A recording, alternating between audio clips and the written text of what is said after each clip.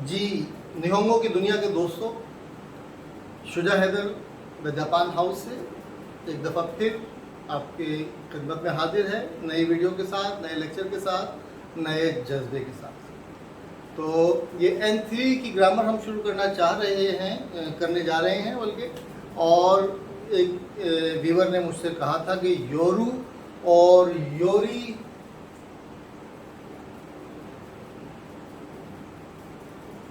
में क्या फ़र्क है, इसके ऊपर जो है आप एक लेक्चर दें। तो मैं आज का लेक्चर जो है योरू और योरी पर बना रहा हूँ।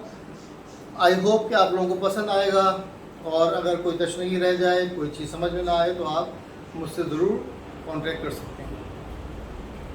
ठीक है, तो आज हम चलिए पढ़ने जा रहे हैं योरू और योरी में क्या फ़र्क है। देखिए, पहले तो योरी समझ लीजिए। योरी क्या है? एक पार्टिकल है जिसका मतलब है के मुकाबले में। ठीक है, मिसाल के तौर पे हामिद वा वतशी योरी शियोइदिस।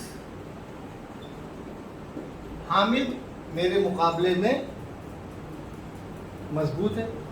ठीक है, अच्छा, एक तो ये तरीका हो गया। एक हम क्या कहते हैं कि योरी के बाद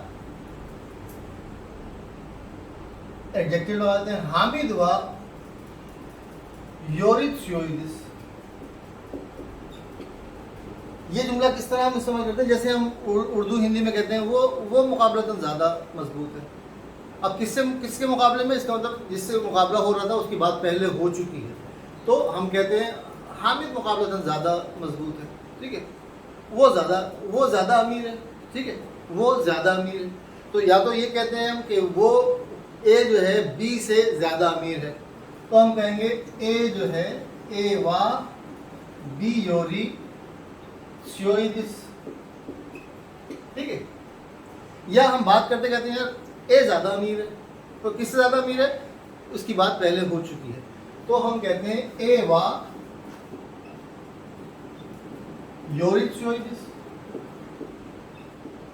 ठीक है, तो योरी का मतलब है के मुकाबले में, किसी से कंपैरिजन करते वक्त हम कहते हैं कि फला जो है फला से मजबूत है। ये तो हो गया योरी। ठीक है, निहोंगो वा एगो योरी खानतानिस।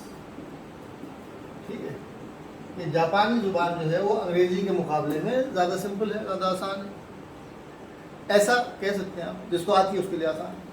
ठीक है, अच्छा जी, अब हम चलते हैं योरू क्या है और योरू तो क्या है और योरेबा क्या है, ये हम पॉइंट्स आज क्लियर करते हैं। अच्छा चलिए, हम पहले तो ये बात समझने की ज़रूरत है कि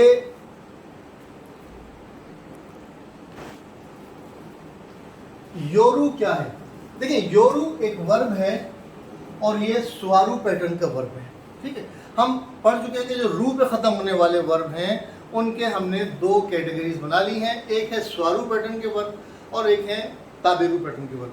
तो योरू जो है ये स्वारू पैटर्न का वर्ब है। तो इसका मतलब क्या हुआ? इसका मतलब ये हुआ कि योरू की जो मस फॉर्म है वो क्या होगी? योरी मस होगी। योरू की जो मस फॉर्म है वो क्या होगी? योरी मस होगी। ठीक है, अच्छा, अब ये किस तरह इस्तेमाल होता है? इसकी ते फॉर्म क्या होगी?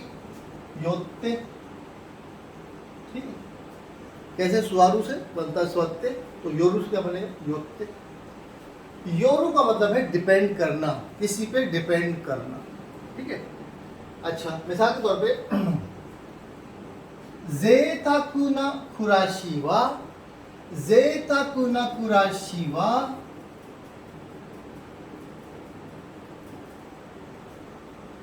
हितो नी योत्ते चिगाइमस। ज़ेताकु न कुराशिवा, ये लग्जरी लाइफ जो है। ज़ेताकु का मतलब है लक्स, लग्जरी लाइफ, आराम। जेता कुना कुराशीवा, लग्जरी लाइफ जो है वो हितोनी योत्ते चिगाई मस, शख्स पे डिपेंड करते हुए डिफरेंट है। यानी हर शख्स की अलग अलग लेवल है जेता कुना कुराशी का। यानी हर शख्स की अय्याशी जो है वो उसका अपना अपना लेवल है। मेरे लिए यही बहुत अय्याशी है कि मुझे पेट भर के जो है वो चिकन मिल जाए, ठीक है। किसी के लिए ये अय्याशी है कि जनाब वो जाता है 7 स्टार होटल में जो है वो हेलीकॉप्टर के ज़रिए जाता है और वहाँ पे ठहरता है, 2 दिन इंजॉय करता है, उसके लिए ये जे ताकुना कुराशी, ठीक है ना। तो हर शख्स के लिए जे ताकुना कुराशी का लेवल अलग अलग है। तो इस जुमले में क्या हुआ, हितोनी योत्ते, शख्स पे डिपेंड करते हुए, लोगों पे डिपेंड करते हुए डिफरेंट है। जेता कुना कुराशी वा हितोनी योत्ते चिगाईमस, ठीक है। तो योत्ते का जवाब जो लोग पूछना चाह रहे थे कि योत्ते कब इस्तेमाल होता है, तो कैसे इस्तेमाल होता है। अच्छा, अब योरू, करे नो हनाशीनी योरू, तो करे नो हनाशीनी योरू तो निहोन नो सेकात्सु वा, चलिए हीरा गाना मिलेंगे, निहोन नो सेकात्सु वा ताइहेन दिस। अगर उसकी बात पे डिपेंड करें तो योरू, डिपेंड करना, तो मतलब जिस तरह हिंदी उर्दू में तो होता है, उसकी बात पे डिपेंड करें तो जापान की लाइफ जो है वो बहुत मुश्किल है, ठीक है। तो यहाँ पे क्या है, योरू तो, उसकी बात पे डिपेंड करें तो। इसी तरह इसको आप योरेबा भी कर सकते हैं, रेबा फॉर्म पढ़ी हुई आपने, करे नो हानाशिनी योरेबा निहोन नो सेकात्सु वा ताइहेन दिस। अगर उसकी बात पे डिपेंड करें तो जापान की लाइफ जो है वो बहुत मुश्किल है, ठीक है।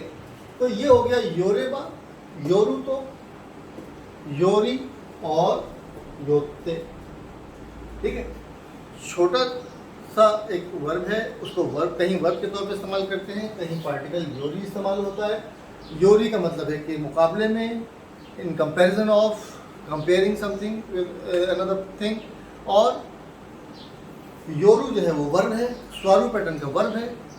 तो ये एक बहुत आसान सा टॉपिक है, अगर आपकी समझ में आ जाए तो बहुत आसान है, ना समझ में आए तो आपका खादिम हाजिर है।